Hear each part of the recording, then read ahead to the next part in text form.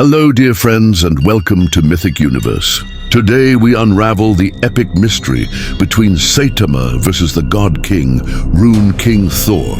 The measure of meaning, the multiverse trembled, not from chaos or war, but from a crack in narrative logic itself, a paradox born from two opposing forces, each an apex in their own domain. One was a man who had trained so hard, so obsessively, that he broke the very limits of strength itself. Rising beyond every boundary ever known, he had become something more than a hero, more than a man.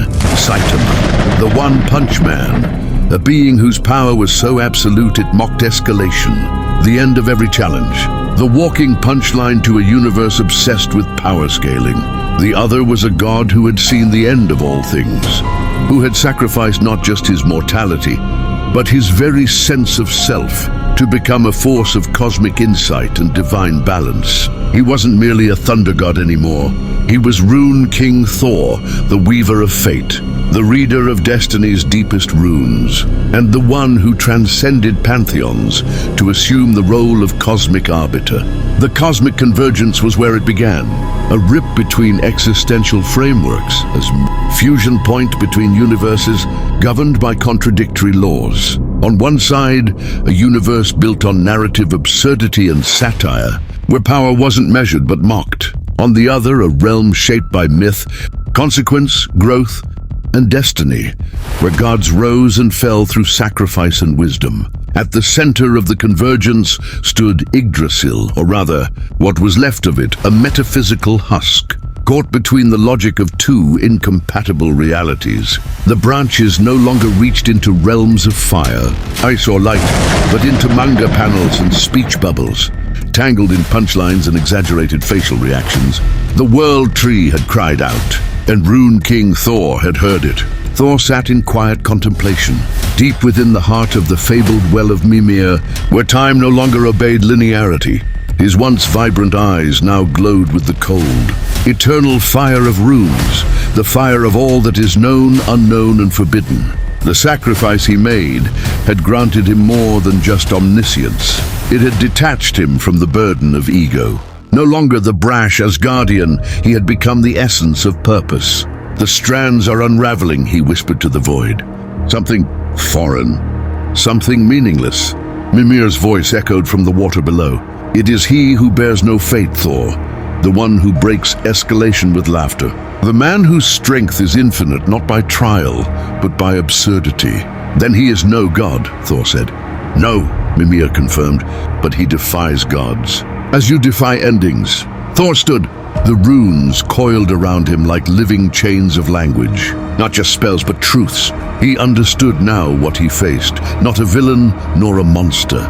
Not even an enemy, but a narrative virus, immune to consequence, immune to growth. He stepped through the tear in reality, into the strange world beyond.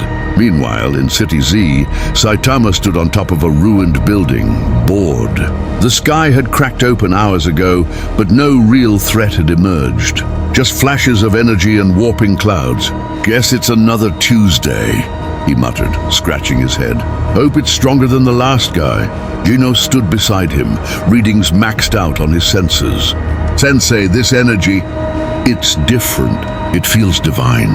Saitama yawned. As long as it doesn't interrupt my grocery shopping. And then the sky split entirely. Thor descended not in a blaze of thunder, but in silence, runes orbiting his body, each carrying the weight of ancient truths. He landed not with a crash, but with presence. The city stopped. Birds froze mid-flight. Reality hesitated. You, Thor said. You are the anomaly. Saitama blinked. Are you a new hero or something? Cool outfit. I am the last god of Asgard. I see all threads of fate except yours. You walk without consequence. You are the final punch, the end of escalation. You mock meaning. Saitama shrugged. Not my fault everyone keeps blowing up and stuff. Thor narrowed his gaze. Strength without purpose is not power. It is void. I have come not to defeat you, but to determine whether you deserve to exist. Saitama's smile dropped slightly. He wasn't used to being talked to like this. So, this is a fight then? No, Thor said. This is a trial. And so the stage was set. not on a battlefield, but in a collision of philosophy. Saitama, the hero for fun, the embodiment of limitless absurdity. Thor, the god of wisdom and sacrifice, the manifestation of purpose through struggle. This was not just power versus power, it was meaning versus meaninglessness. Purpose versus parody, order versus chaos. For Saitama, the fight was just another break in routine. But for Thor, it was the preservation of consequence itself. Because in a cosmos where effort gives birth to meaning, where pain shapes growth, and where struggle defines identity, a man who wins without trying is not just a threat to balance. He is a threat to the very reason the universe exists. The stillness before the clash was heavier than any silence the world had known. Air thickened, as if reality itself had to hold its breath. Saitama stood unmoved, hands in pockets, unconcerned by the god radiating power before him. But Rune King Thor didn't flare with anger or shout proclamations. His power was not performative. It existed, as fundamental as gravity, as absolute as death. And in that moment, the paradox between them strained the seams of the universe. Thor did not raise Mjolnir or any weapon. They were no longer needed.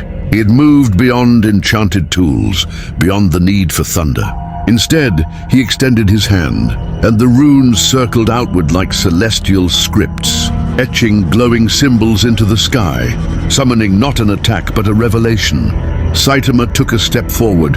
A crack formed in the ground beneath him, the weight of his existence defying physical consistency. The earth groaned. Thor's eyes flared as he realized the depth of this man's absurdity. There were no limits to his power. Not sealed, not suppressed, not evolving, simply there. And yet Thor did not recoil. He saw the deeper battle, not of fists but of cosmic narrative truths. He spoke. I have read every scroll in the library of infinite threads. I have consumed the well of Mimir and seen past the fourth veil of fate. Every being, every god, is part of a story greater than themselves. Their strength reflects their struggle. Their loss gives shape to their growth. You, however, are a blank page that mocks the ink of destiny. Saitama blinked. Huh? The ground shook as the first rune detonated, not as an explosion, but as a rewrite. The city around them warped and faded, the battle shifting to a higher plane, the astral void, where concepts lived and ideas bled. Thor floated across the blackened expanse. If you are to exist beyond your joke, you must face purpose. The first blow will not test your body, but your soul. He raised his arm, and the Rune of Suffering manifested. An attack forged from the pain of every soul Thor had failed to save. It struck Saitama like a spear of sorrow, piercing nothing physical, but driving into his being.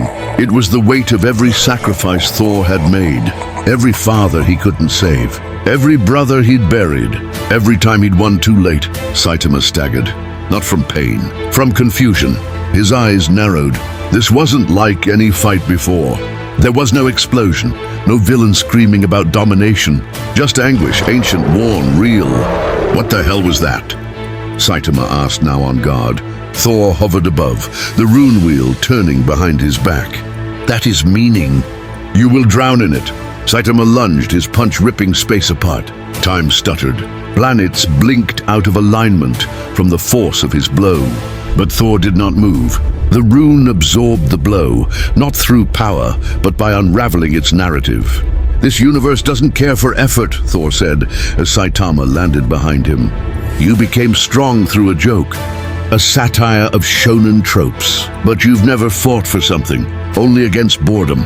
Saitama frowned. I saved people. Isn't that enough? It was, until now. Thor's runes changed color. The Rune of Sacrifice took shape next, formed from the moment he gave up his own future to ascend.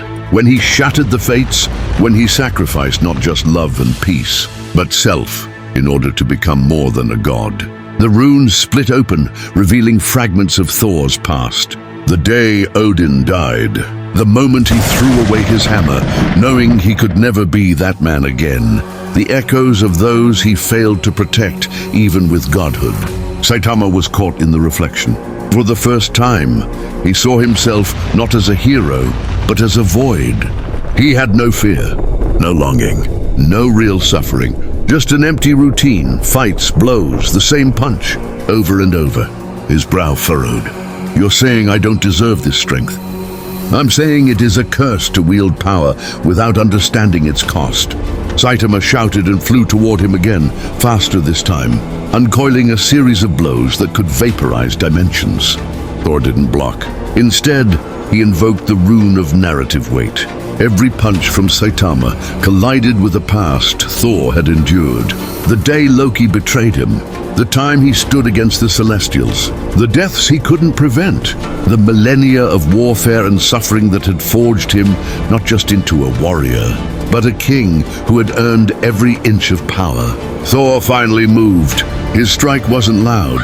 It was precise. A single open palm laid on Saitama's chest. A burst of energy not meant to destroy, but to reveal. Saitama flew backward, crashing through layers of astral realms, tumbling through echoes of his own memories. The time he trained for fun, the emptiness that followed. The fact that even now, he didn't care who Thor was. He didn't care about the universe. He just wanted a fight, something to feel. He stood up slowly. Thor watched. Saitama's fists clenched. For the first time, his breathing was heavy. You're saying all this power means nothing? I'm saying, Thor said, that power without pain is hollow. Strength must be forged, not received.